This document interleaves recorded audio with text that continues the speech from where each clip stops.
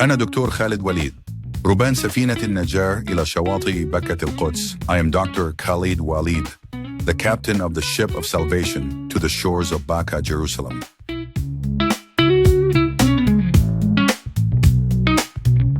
Welcome back, Deep Divers. Today we're diving into some really fascinating Islamic concepts, and I'm excited to get into it. Yeah, we've got some pretty thought-provoking material to work with today. We're talking about futuwa, and I know that could be a tricky word. So in simple terms, it's kind of about chivalry or spiritual virtue. Right, and we'll be looking at it alongside quada, which refers to divine decree or judgment. It's a fascinating combo for sure. And we're going to be looking at all of this through the lens of Jerusalem. Absolutely. Those cities play a key role in understanding the concepts we'll be exploring. Okay, so to kick us off, have you ever felt like, and maybe this sounds kind of strange, but have you ever felt like there's a difference between, just knowing something and then actually having the wisdom to act on it? Oh, yeah. I know exactly what you mean. Like, it's almost like a gut feeling, but you feel like it's got this, divine backing to it. That's a great way to think about futua, actually. It's about more than just knowledge. It's about a deeper understanding that allows you to act wisely. And the source material we're looking at today actually compares it to the story of Prophet Joseph interpreting the king's dream.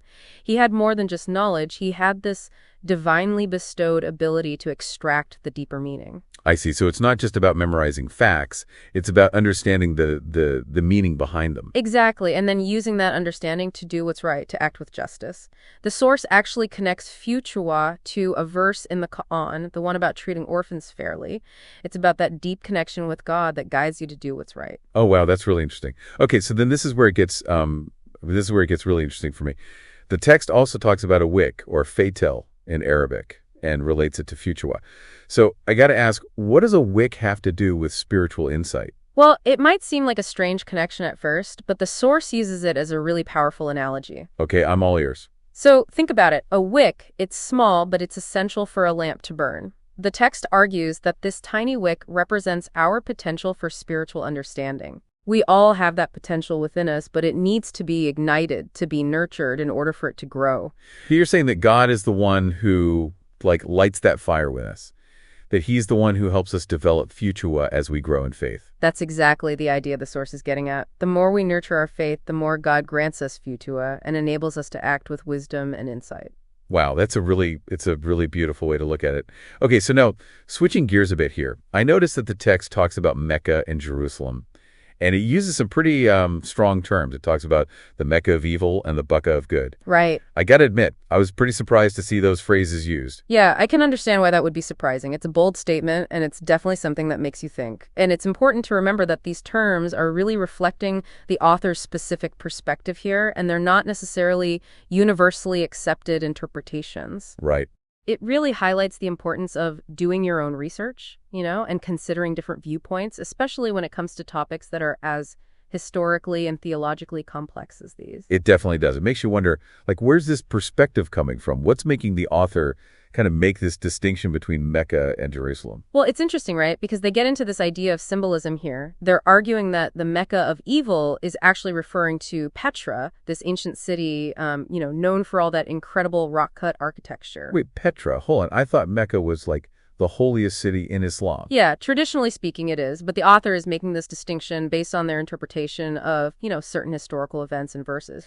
They believe that Petra, with its focus on worldly possessions and power, it kind of represents straying from true spirituality. Oh, so it's like a symbolic representation of what happens when you kind of lose sight of what really matters. Yeah, exactly.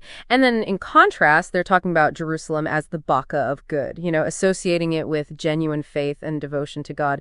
They see it as this place where spiritual values are truly upheld. It's fascinating, how they're using these cities to represent two different paths, almost like choose your own adventure for your soul. You know what I mean? And that actually ties back to something we were discussing earlier, this idea of sacred pairs being this fundamental principle in Islam. The text mentions the verse about God creating everything in pairs. Yeah, I remember that. It really made me think about, the yin and yang principle.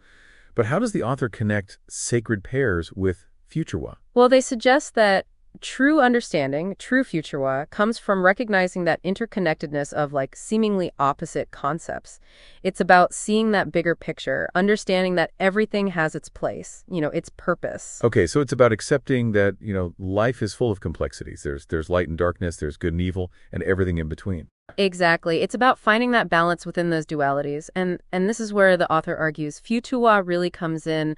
It helps us navigate those complexities and make choices that are aligned with divine wisdom. Okay, this is starting to connect now. So we've got future guiding us through those sacred pairs, helping us discern between, things like this symbolic Mecca of evil and the Baka of good. But where does Qada fit into all of this? Like, where does God's decree come in? That's a great question, and the text actually addresses that directly. They argue that true future involves accepting God's decree while actively seeking knowledge and guidance, from the Quran. So it's not about just passively accepting whatever happens. It's about striving to understand God's will and align our actions with it. Precisely. And the Quran is key to that understanding, right? It's like the author actually calls it the continuing messenger of God. It's that source of timeless wisdom that can guide us towards future. So we have future, this divinely granted insight that's cultivated through, understanding those sacred pairs and embracing those complexities of life. And it all takes place within the framework of Qada.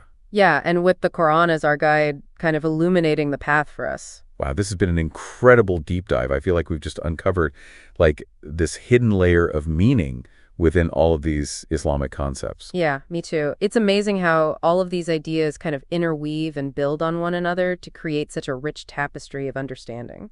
Before we wrap up, there's one last point I wanted to touch on. I was really struck by the text's interpretation of Amor Fati. That phrase is often translated as love of fate, but the way they interpret it, it actually means future of life. It is a beautiful reinterpretation, yeah. Yeah, it's so powerful.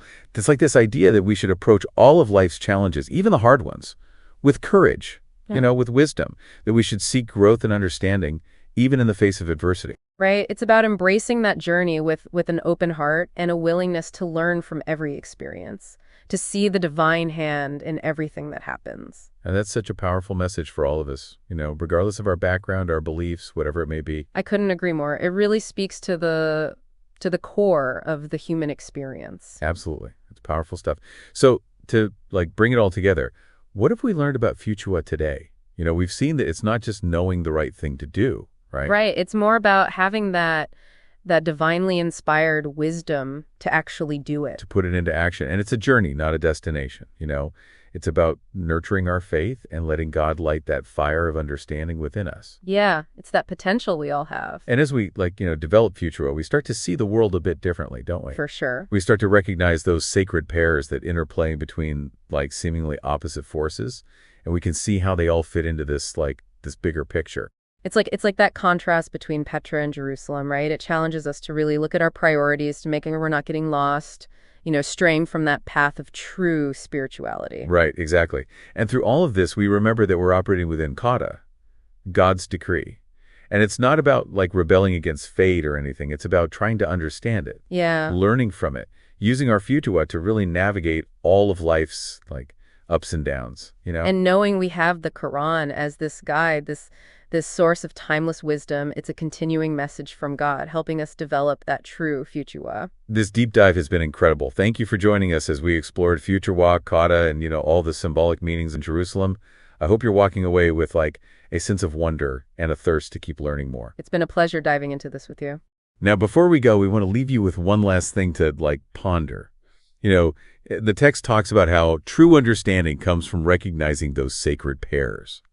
So we're asking you, what are some pairs in your own life that maybe hold some hidden wisdom if you view them through this lens? Yeah, what opposing forces, when they come together in harmony, could lead to a deeper understanding of yourself, of the world around you. Keep exploring, keep questioning, keep seeking knowledge. Until next time. Happy deep diving. أنا دكتور خالد وليد ربان سفينة النجاة إلى شواطئ بكة القدس. I am Dr. Khaled Waleed, the captain of the ship of salvation to the shores of Baka, Jerusalem.